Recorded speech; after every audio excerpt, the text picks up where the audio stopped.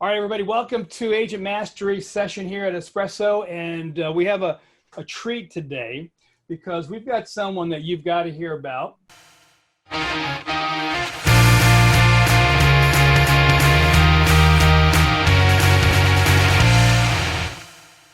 She's been in the business not really long, and she went from running a multi-million-dollar company and working there to the fact that she's gone from Shawna, 12 deals to 69 to now you're on track for 100. So Shawna Martinez is here. Shawna, thanks for being on, and appreciate you being on and giving us all the insight, because we're going to need some good insight right now. And you were doing a lot with expireds, right, when you first started? Yeah, first of all, thank you so much for having me on. I hope everybody gets their time worth. Yeah, so I went from being a part-time agent for about 4 years. Right. Just working with buyers. That I just worked with people who knew me. I didn't know how to actually go out and get business. And then I wanted to switch it over to a listing-based business when I went full-time. And so, I heard a lot of people were successful with the expireds. And so I started diving into that and for sale by owners, and the rest is history. So let's go back to what got you into this. So tell me about the multi-million-dollar business that you were in before. What was that like? So it was, it was great. I worked my way up. So I went to college, but like most people, life got in the way. And so, I didn't finish my degree. And so I worked my way up from every company I worked for, starting from the bottom, moved up. And so I actually made it all the way to the CFO position of a company here that is a multi-million-dollar company. And it wasn't what I thought it was going to be. It was a lot of long hours for somebody else. Right. Not being appreciated, just being a number. And then we decided, I had gotten married. And so we had decided we wanted to have a baby. And then I literally had him on a Tuesday via C-section. And on Friday, I had to go back to work. It was like, you either come to work or you don't have a job. And I realized right then that I was not doing what I should be doing. Yes. And it wasn't fulfilling for me or my family. And so I had already been starting to get on my real estate license. It took me 6 years to complete it. Because again, I was climbing the corporate ladder and kind of put it on the back burner. And so I'm a second generation realtor. My mom had her own real estate company and then eventually turned that into a transaction to close business. And so I just wanted to see this through and finish. And so when that happened, it kind of lit fire underneath me. And I decided now or never. And so I did. I just took the plunge. I left my 6-figure plus CFO job to go do real estate full time, only doing, up to that point, 12 transactions on average per year as a part-time agent. So, most people don't do that. Yeah. As a part-time agent, actually as a full-time agent, that's actually really good in some cases. I heard. So when you get in, and you're in Dallas, so let everybody know you're in Texas. So here's what I'm wondering: when people decide to go into this business and then you're trying to gather information, how did you know that expires was going to be what you wanted to do? How did you determine what your focus was going to be?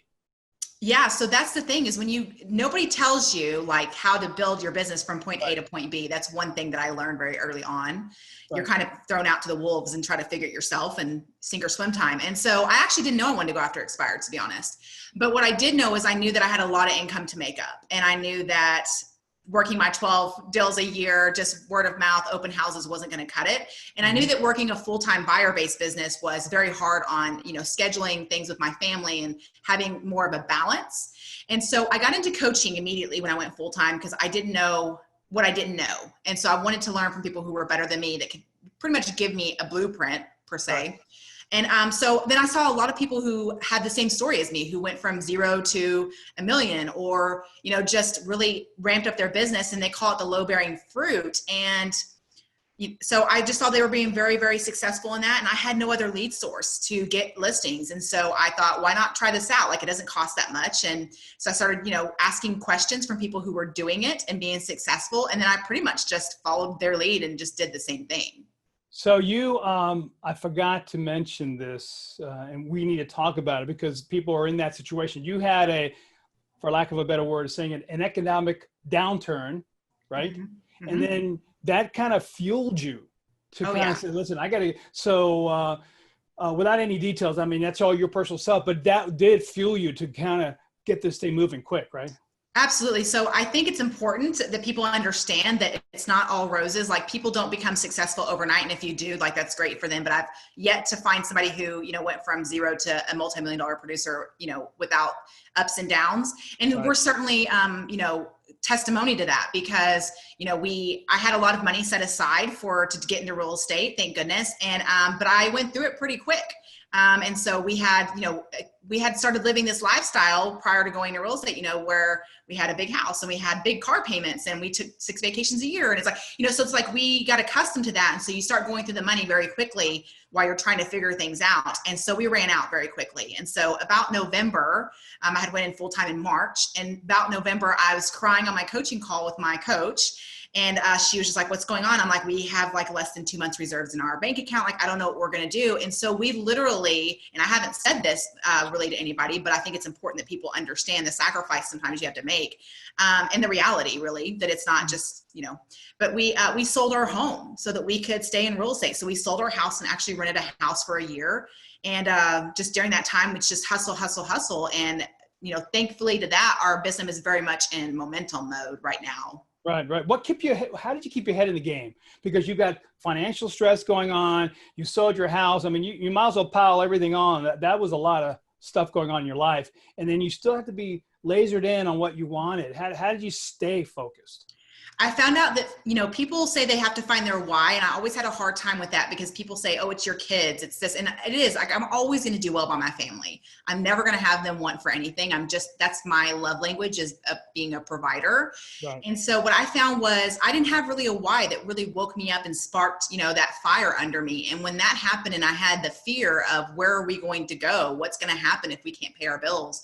You know, what happens if my kids need something and I can't provide that for them? I found out that fear is a very big motivator for me. And that became my why, so to speak. And so now I use that, you know, people have choices. They can either lay down and cry about it, which isn't going to do anything, or they can say, you know what, you got to put your big girl panties on and you have to say, this is where I'm at right now. I never want to be here again. And there's nothing else I should be doing anyways besides working. So what can I do right now to get us out of this situation and get closer to my goals and where I want to be so we never have to be here again? And I just chose that route. Yeah. So you're motivated by fear. Mm-hmm. You know, you don't want to go back, which is, you know, that's a cool thing as long as you keep moving forward and that works. So can you remember like the first couple of weeks you were calling expires and that whole experience? Because I would love to go back to see how that went with you. So it's kind of funny because I started calling for sale by owners before I started calling expireds. Right. And my first listing came from a for sale by owner, and it was like the first phone call I ever made. So I thought, this is so easy. Like, why is everybody not doing this? Like, you know, this is like shooting fish in a barrel. Yeah. And then I started realizing not everybody's that easy. So you should appreciate it when you get the easy ones that don't, you know, fight you back so much. But yeah, it was not pretty. I did not have objection handlers. You know, you pretty much get the same 5 or 6 objections. I didn't know how to overcome those. And so then I was like, you know, calling and they would say, no, we're not ready to sell. And then okay, I'll talk to you later, you know, hang up the phone.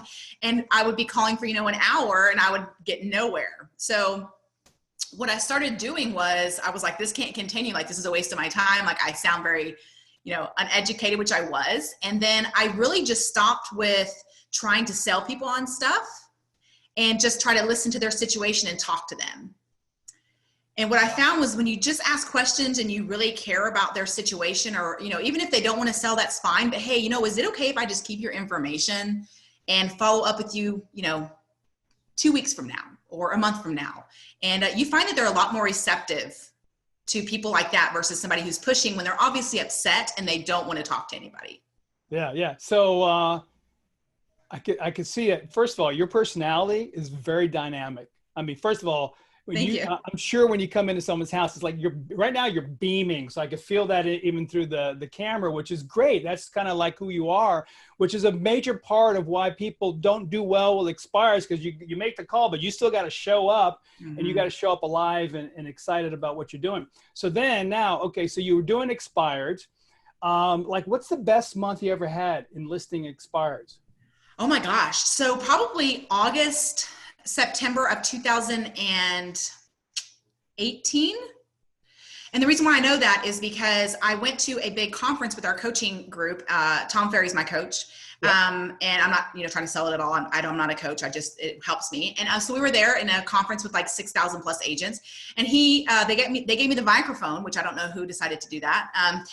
So I asked him, what can I do to go from from a buyer's based business to a listing based business? And he said, you need to do the 100 listing appointment challenge. And I bet you that you can't do it between now, which was middle of August, until the end of the year. And I took his bet and I ended up winning, which is good. And so what I did was, so that's exactly when I first started doing Expired's Hard. And it's all a numbers game. So it's about how many contacts can you make? How many phone calls can you make? But what I found was that my follow-up was really bad. And so I did pretty successful. So I had never done a listing before. And I went from doing 0 listings to, in the 100 listing appointment challenge, because I started getting really good at it towards the end, I ended up listing 20 homes out of the 100 listing appointments that I went on. Awesome. And so that's really where it kind of started. So I would say definitely, August, September of 2018 is when I really started picking up on the listing side. So 20 listings. So now you have another issue to deal with, right? Because you never really had all that. How did you handle all those 20 listings? I cried on my coaching call because I ran out of money because I was paying for signs and lock boxes and staging and photos. And that's what people don't understand, is that when you go from 0 to 20 like that, I mean, there's a lot of expenses that have to be done with it. But then I realized that I can't do it all by myself. So, once I started getting a lot of business and I started making more income, then I realized I could do more and have less time or, have more time off and more time to spend with my family if I had a support staff. So I focused on that first. Right. And how many people do you have right now on your team? So right now I have a full-time assistant and marketing manager, and then I have an operations manager. And then I also have 2 part-time agents and 2 full-time agents. Good. So let's go back to now. So you got that, this thing is moving forward. Things are going great. You're probably getting more confidence because you go, hey, I did this challenge. Things are going good. Now the sky's kind of opening up. Yeah. What kind of little hurdles along the way that you realize? Because you kind of you grow, and then you got that hurdle, you grow, you got another one. What are some of those little hurdles that you found as you grew your business? So what I found is that you're always going to have like the same problems that, the biggest hurdle that I had was dealing with people who are discount brokers and that were doing things for a discounted rate. Mm-hmm. And so a lot of times they couldn't get past what they would net on a property because all they cared about was the commission. So when I would go meet with people, I would just automatically talk about that up front and I would just put it in their face, not, per se. So I would have net sheets available and I would pull numbers from the discount brokerages that had been listing. And I found what they were listing versus sale price. And then I would look at my averages, and I always had a higher average than they did. And the seller always netted more money with me, even paying full commission. So give me an example how you brought it up front, because that's kind of a cool thing. So you're actually bringing up the problem and addressing it right off the bat. So tell me how you did that. Yeah. So, it's a little bit less of an objection really with an expire, but what I would do is I would find out who listed their house and I would look up their information. And then when I met with them, I would say, what did you like about your agent? What did you not like about your agent? And then when they got to the commission part of, our meeting, I would say, I completely understand where you're coming from. So, question for you, was your last agent a discount agent? And when they said yes, and I'd say, and how did that work out for you? Yeah. And they would go, it didn't really work out too well. Yeah, I see, because it came off the market. So, and I'd say, you wasted time and look how much money you had to pay for your house to have utilities on and taxes and all these things. And it's like, and this is their average. This is my average. Usually I end up paying for myself. I basically pay you to list your home. So if that's the case, why not just go ahead and sign with me and let's get this thing closed in the next 2 weeks. Did you bring the other agent's info? Did you show them the other agent's info? Yeah. So I have an ability to be able to pull that stuff from the MLS, and I'm able to say, okay, listen, this is what, the discounted brokerages do on average. This is what your agent did on average. And then I would pull up their Zillow reviews and say, ooh, it looks like they only did like 5 sales in the last 12 months and they were all buy side. And I would say, oh, look, it looks, I did 60 in the last 12 months and 60% of those were listings. And then look at the price, list versus the price sold, and I would just kind of talk to them and kind of give them the information. I'd say, what would you like to do? And then more times than not, now this was not the way it was in the beginning. In the beginning, it was, very awkward, which is why I didn't get them. But towards the end, I started, I have a lot more confidence because I realized that it's just information. Numbers are what the numbers are. And it's just getting them to understand that and let them make a decision. Yeah, I like what you said. Numbers are what the numbers are. So do you look at the business as you're doing this now? And I want to go back a little bit, but it's all a numbers game, right? It's really basically, you're just out there doing it. What's your day like? How do you structure your day? So before COVID, I was like on point about everything, but then your kids get thrown in the mix. It's a little bit different. And my husband and I, we work together. So it's a little bit different as well. But like, on a good day. So for instance, this morning, I get up around 6. I used to get up at 4. I get up at 6:30. And I like that time for myself, but then I, try to get my workout in first thing in the morning. And then I try to be in my office. I work from home. So I, get dressed. And the important thing is getting dressed and getting ready and presentable, because what if somebody wants to do an appointment that day, or I need to do a video? Like, I want to be camera ready. And then you're in your pajamas. You don't stay in your pajamas all day like everybody else? No, no. It makes me feel awful. And it makes me feel like I'm just, just lazy. So I go into the office and I start pulling up the information about what's been expired over the last 24 hours. I pull up my Espresso Agent, I look at it, and then I start to get to work on the expireds first. So all the first expireds, all the first for sale by owners that come up in Espresso Agent, I'm working those first. And then we start going into the follow-ups. What we have that day, we do our team meeting. I try not to schedule any appointments before noon. That way it gives me time to work in my business and on my business. And then after 12 o'clock, I have a couple of slots for appointments, whether that be with the buyer or seller. And then I try to be home by 5 or 6 for my kids. And I try to work only Monday through Thursday. Yeah, that's great. And so by how often do you stay on that schedule? I mean, because things, with kids home, things could get out of whack. I mean, how often are you on it? Like, I would say probably about 70% of the time, that's what my schedule is. Okay, cool. And the other time it's just like mass chaos. It is what it is. Just have to go with the flow. If I have to be out working at 9 o'clock at night, I'm fine. That's the joy of running your own business, is you don't have to work 9 to 5. You could work 5 to 9. You could, just. So now in your business now, when you have a listing, so you made the call and you now have an appointment set. Are you sending stuff out prior to the appointment? So I try to do everything electronic. So I've tried the whole, let's mail something out, let me have it delivered to your doorstep, all those kinds of things. And it gets quite costly because you have to pay a carrier or a courier, or you have to pay, FedEx or something. So I typically use that as a time to get their information. Because, a lot of times Espresso Agent, you finally get a good number because a lot of their numbers are right, but sometimes you don't have an email address. And so it's like one more way for me to get their information. So now what I do is say, you know what, after I've set the appointment, great. I'm going to send you some information about me. What's the best email address to send that to?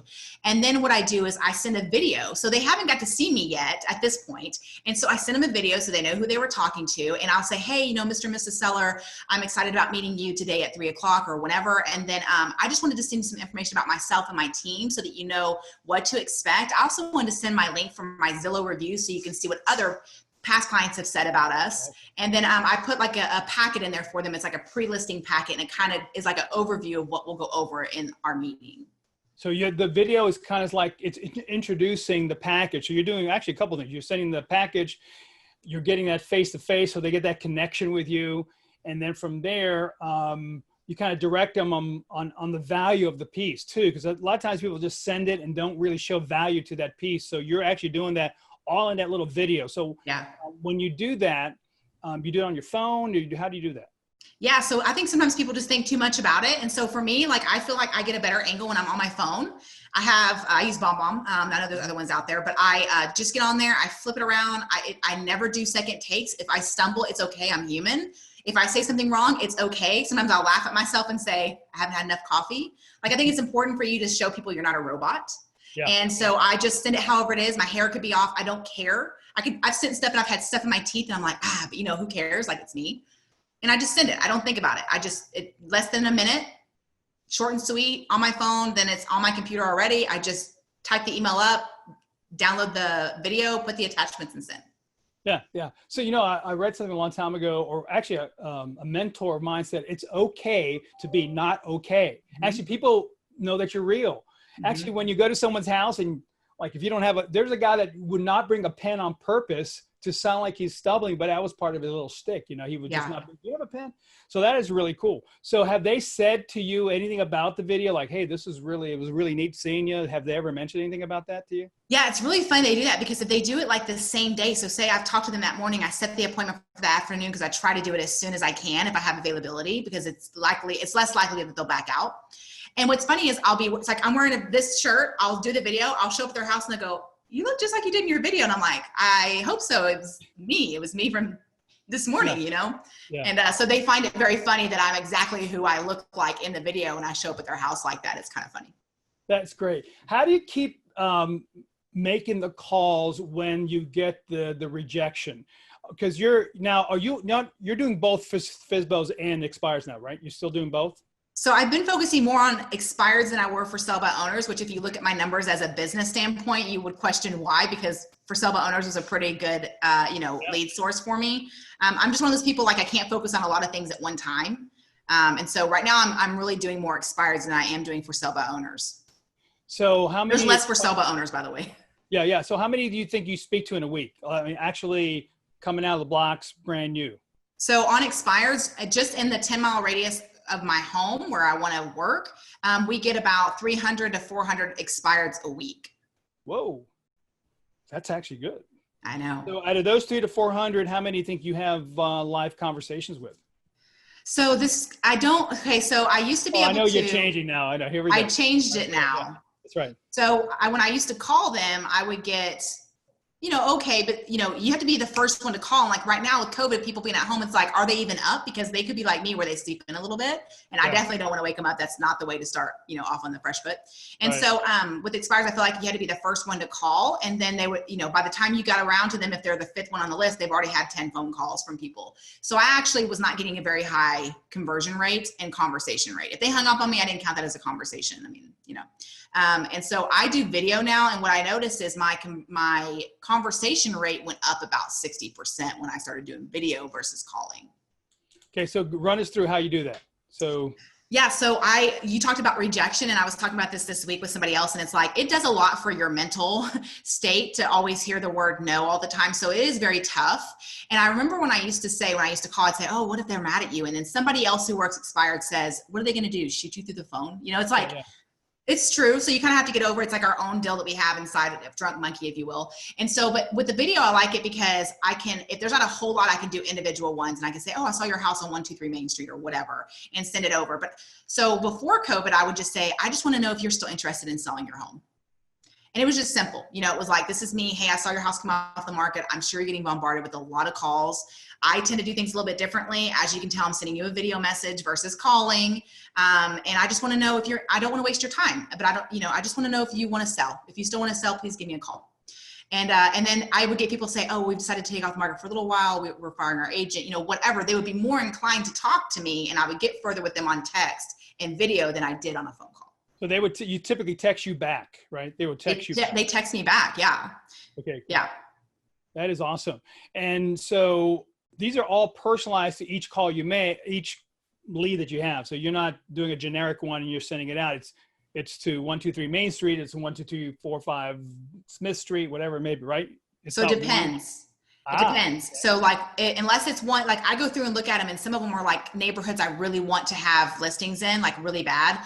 I will do personalized ones for those. I'll take them off the list. The other ones I will actually upload into a video system where it mass messages them with the video. The video is recorded. I just send it, drop it. And and I can do 200 of those in 15 minutes. Great. And how many are you getting back that say, I want you to come by and talk to me? What's your percent on that? I've had a few people, and what I found, I mean, not a few, but like, on a day-to-day, say, there's 50 in our system that day, and I've sent them a message, 10 to 15 is going to respond back to me for sure. The rest of them are in the follow-up where, they've hired another agent or whatever the situation, but I've gotten in touch with them. My follow-up is where I'm still working on it. And so I have some new systems we just put in place that we're hoping to help us with that. Because, like everybody else, the follow-up's the one that's the hardest to do, but the most important. Why is this why do agents do this? Follow-up seems to be the biggest thing. And we know that 70% of your appointments will come from effective follow-up. So what is it about follow-up, do you think, that always is hard for some people? Because you get busy in your business, and it's like, and you start with the first ones, the fresh ones, and, you know, having to do follow-up takes more time and it takes more effort. And so that, I really think that's what it is that the other ones are like, okay, you do this and this, and then you lose interest. And so that's the reason why I like, you know, I have people tell me either be all in or be all out. And it's too good of a lead source for me not to work. And so I'm going all in. And so I have a new follow-up system that's going to help me, but it's just about blocking that time off in your schedule. Like, even if I had done this at the beginning of my business, I mean, like you said, 70% of people will go with somebody when they follow up. And I think the average amount of times you have to follow up is like 8. Yeah. And I know I've been in a room with thousands of agents and like hands went down after, do you follow up after 3, you know, and that's the reality. But on the ones that come back to me, what I figured out is this though, the people who come back to me immediately and say, yes, we're interested in selling our homes, they tend to, just in my opinion, tend to be easier people to deal with. Yeah, of course. They're easygoing. They like my approach. I already know it's going to be a good relationship. And I have yet to have a seller that I have sold their house from an expired, that I got an expired listing that way, and them not be an easy client to work with. Yeah. Let me stop for a second. I just want to remind everyone, I'm with Shawna Martinez. If you have a question about this, as Donna did, I'm going to read her question to you. She says, so are you sending videos by text? Which you said, I think you said yes. Are you following up with people who don't respond to your initial video, in which you're saying, yes, you're starting to put that program in, right? So we have a 9-day or 9-touch, so to speak, expired campaign. Mm-hmm. And we have it on paper. We came up together as a team. And so what I've done is I've taken other expireds that I have listed and sold, made them into case studies on postcards. And so the first day is the texting. And then if we haven't got a response back from them, you have to go through and filter an Espresso Agent. Then we added folders in Espresso Agent, and it starts the postcard campaign. And so every other day for 14 days, they're getting a postcard from us. That's what we did pre-COVID. Right. Then we figured out during COVID that people, that's not what they were focused on. It wasn't about, it's not about, oh, I just sold this house. Like, they don't care. They're trying to, keep their home. They're trying to stay above water. They're trying to figure out this being at home stuff. And so we had to change our approach. But up until COVID, yes, we were doing text, and then we would do the mail outs. So how has COVID affected your business? Well, how did you handle that? So what I noticed is right off the bat, from like the beginning of April, because, COVID hit us at the end of March. So what I found is at the beginning of April, so many homes were coming off the market at a more rapid pace than they were prior to COVID. And there were more cancels and withdrawals than there were expireds. And so, I made a folder in Espresso Agent when I started contacting the sellers. Of course, my approach changed. It was like, how are you and your family doing? What can I do to help? And, not everybody needs to sell, but if you do, contact me. Let's discuss how we can do it safely, which is our number one priority. And so what I did was I started making a folder of those people that would respond back and say, yeah, we do need to sell, and, whatever the situation. So we saw a lot of that happening. But what I noticed is if the people who needed to sell would go ahead and put their house back on the market versus waiting when everybody else decides to do it, and, now in the next month, they have less competition. It's like December. Like, you have less sellers out there, but you still have buyers looking to buy. You're going to net more money. You're going to sell it faster. It's a win-win. Let's, if it's safety, let's just figure this out. So we figured out how to sell homes without even stepping foot in them. That's great. And, besides the expired, what other sources are you working? Tell me all the sources that you actually are dabbling into. Yeah. So they say you need to have the agent needs to have an average of 6 lead sources to be successful. We figured out we have 13, but then if you really look at it, it's you get a thing here and here, but so our top 5 lead sources, once we started tracking our business, which we weren't doing prior, a year ago, we found out that our top 5 lead sources are past clients, sphere of influence, social media, expireds, and for sale by owners. Okay, good. And you work. And so your biggest one is going to be expireds. Is it your number one, or your past clients? So it's funny because expireds went from being my number 1 to now expireds is about my number 3. Really? So I get more things from my past clients, and I get a lot of agent to agent referrals now, thank goodness. But those are my top 6. So expireds is around the 3rd or 4th lead source there. Yeah. So, as things progress, it's probably going to even grow even more. So, someone asked, it says, can you talk about how you what's your circle prospecting plan? Yeah, so we do this. So you can actually go into Espresso Agent and go into Everybody Answers. I love this feature, by the way.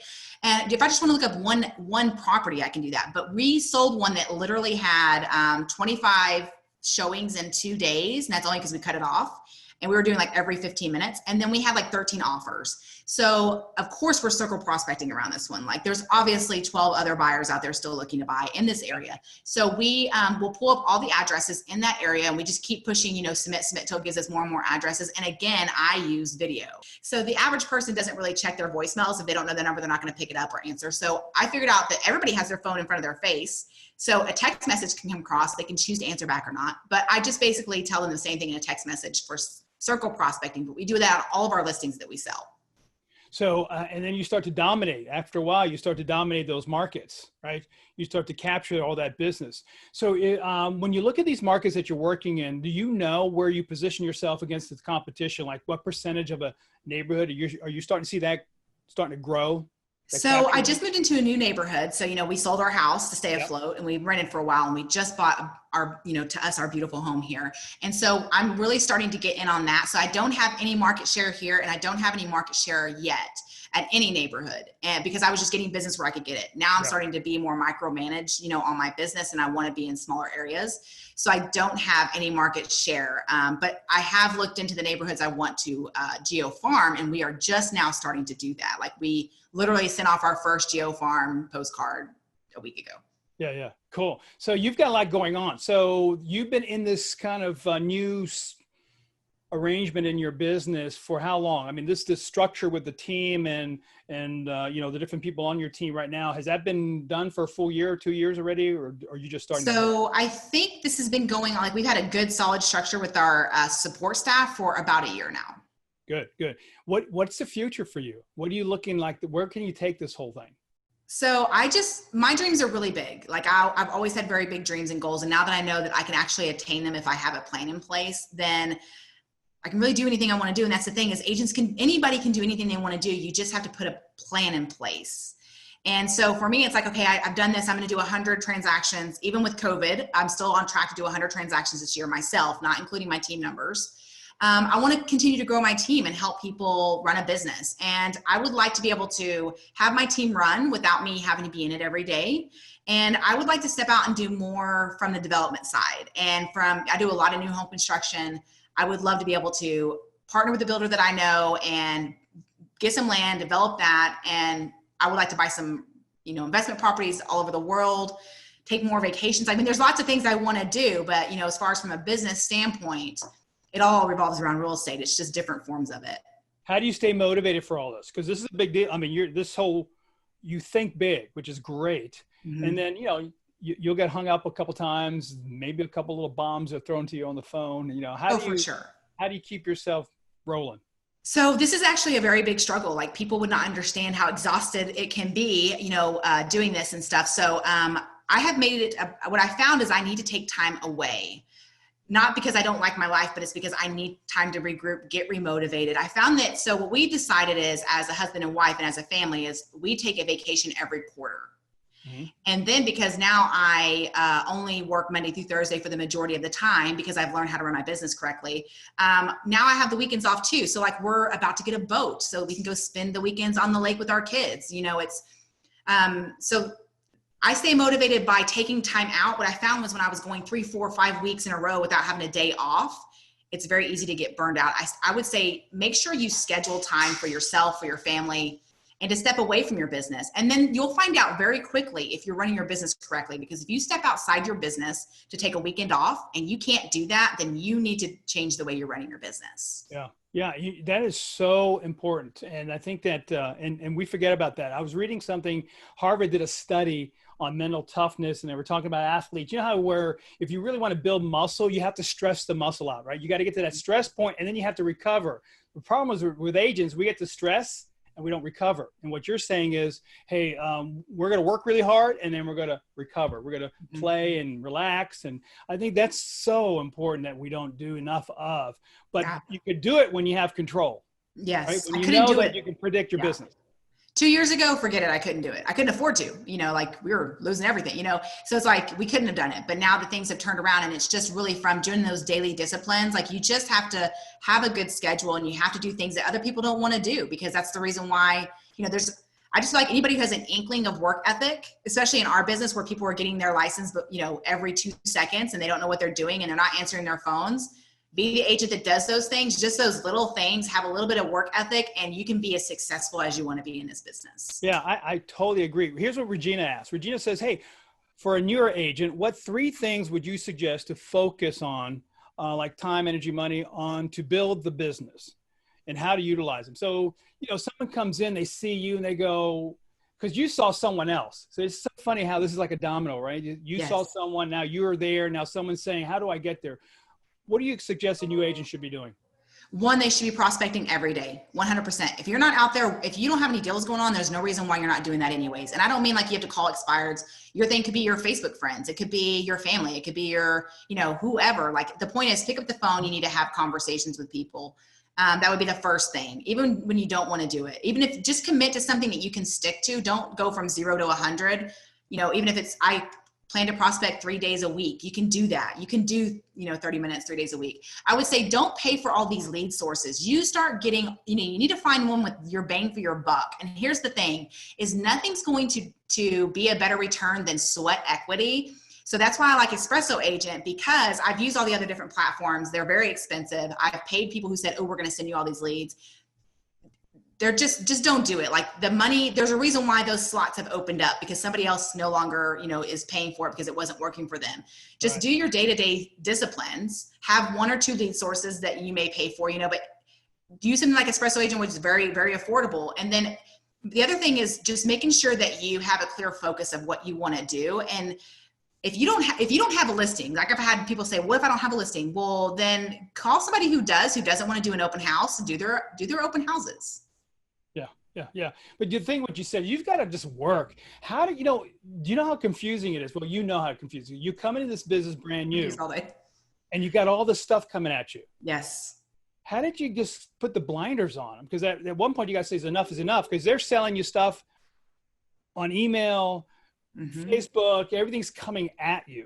Yes. How did you I figured that out when I ran out of my money paying for those things. Like, I was chasing after every single silver bullet that I saw, like squirrel, every 2 seconds, like, oh, they're going to help me. Oh, no, they're going to help me. No, they're going to help me. And first of all, no one's going to help you. They're all in the business of making money. And if they're asking for your money up front, it's probably not going to be a good thing, because if they stand behind their product, they'll ask for a referral fee on the back.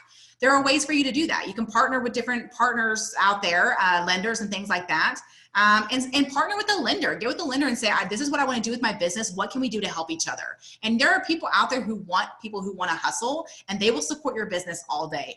Find preferred title company. Stop working with every single Dick, Tom, and Harry that comes out that wants your business. Well, you know what? What are you going to do for my business? Let's help each other. Let's make it a win-win situation. And just stop spending your money. Like, literally, don't spend your money if you don't have it. And don't think, if I invest this money, it's going to make me multiply. I mean, just do the day-to-day work that nobody likes to do. Do your prospecting. You can walk your neighborhood for free. You can, get on Facebook and tell people happy birthday. It's just things that doesn't have to cost money. Stop spending money on stupid stuff. Yeah. And I think this service, obviously I love Espresso, but before Espresso was around, because I know the owner of Espresso, we were all making calls. This type of service gives you the best ROI of anything you can buy. 100%. I mean, just you pay for itself on one listing basically that sells, right? Oh, 100%. So you're done.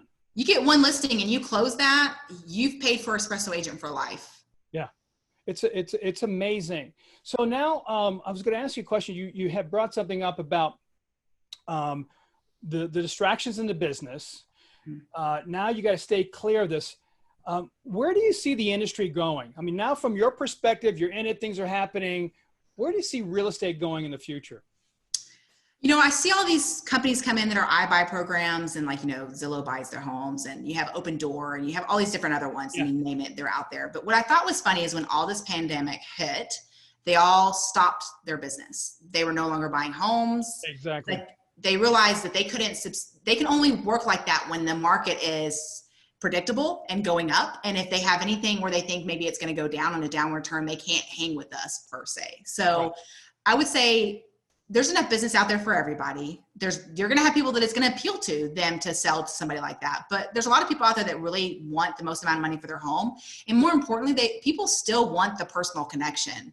And so I would just say, those don't bother me. I don't get scared by them because I know no matter what, my personality and my work ethic and the way that I want to build relationships with people and really come from a place of help, I'm going to win over them any day. Right. Right. And then you can have your own I buy program. Like I've partnered with people who are hard money lenders who are buying, properties left and right. And I've partnered with investors. And that way I have my own list of people, so you want to sell it to I buy program. And guess what? I have 3 right here. Like, which one would you like? It's like have options for people so you can compete with that. But I don't worry about it because I'm too busy worried about me improving in my business and just building relationships and really coming from a place of help. And you're not gonna be able to help everybody, but you're always going to come out on top over those people. So that's just my opinion. How much time do you train? Like, we talk, how much time do you practice what you do? So the correct answer would be I'm supposed to be doing that every day. And so I do have 2 role play partners that I was working with, and I kind of took a step back because we're trying to get our processes in place. But what I found was when I would role play with my role play partners twice a week, and they're very good at their games of what they do, and they work expireds as well. I was like pumped and ready to go. Like I do it first thing in the morning, so I'm like pumped and ready to go and get on my calls.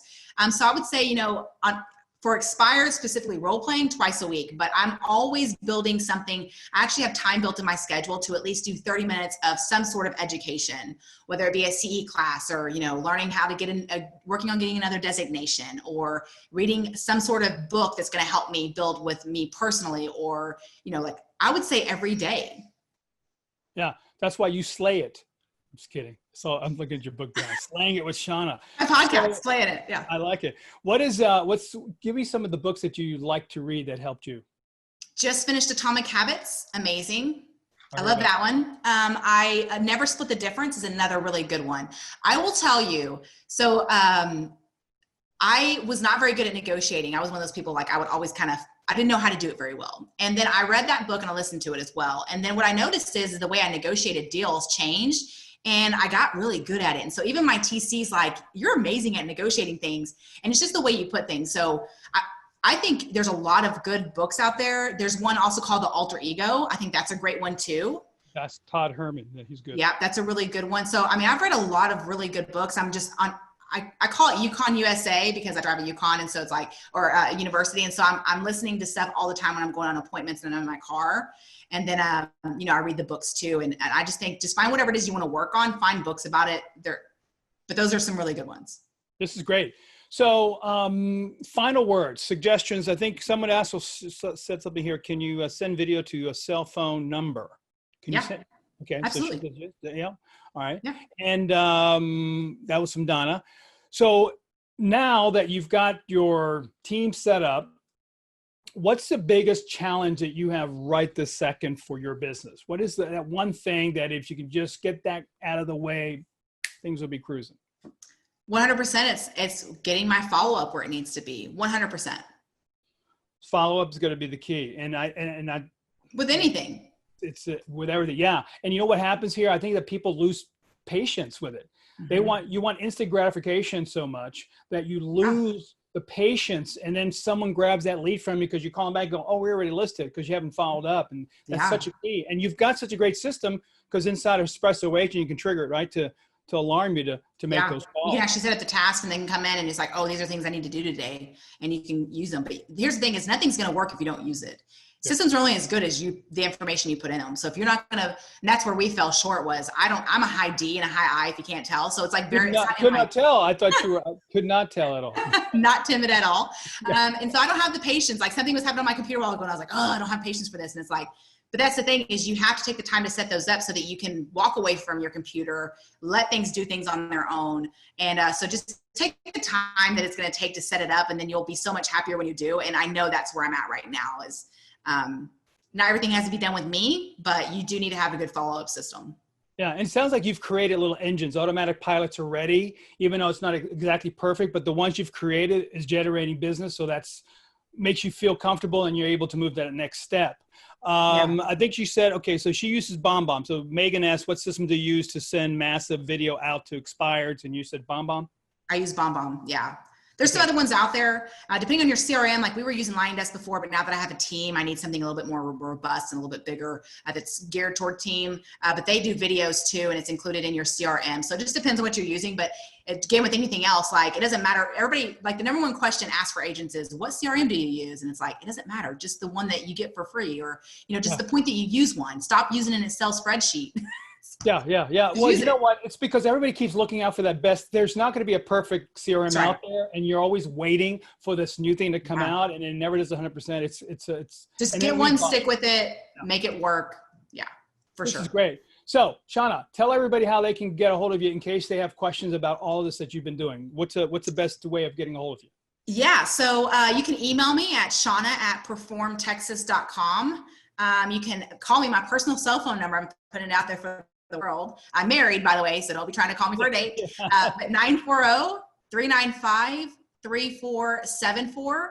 And you can also catch me on Instagram at Shawna Sells Texas. I'm the same username for Twitter. I'm the same username for Facebook. Actually, Performance Team is my Facebook, or you can go off my name. I'm on there too. You can always follow me on my podcast, Slaying It with Shawna. It's on all the networks that syndicate. And This is great. Where do you, what platform do you use for the podcast? So we do Buzzsprout. So it kind of goes out to Stitcher, Spotify, iTunes. Those are the three off the top of my head, but I know there's some other ones out there. Beautiful. Well, this is exciting. It was great to have you on our show here, and hopefully everybody got some great tips. And I know you got to come back, because I know you're going to slay it this year. And I love it. All right. Thanks so much for being on, Shawna. Appreciate it. Thank you, guys. See ya. Bye-bye.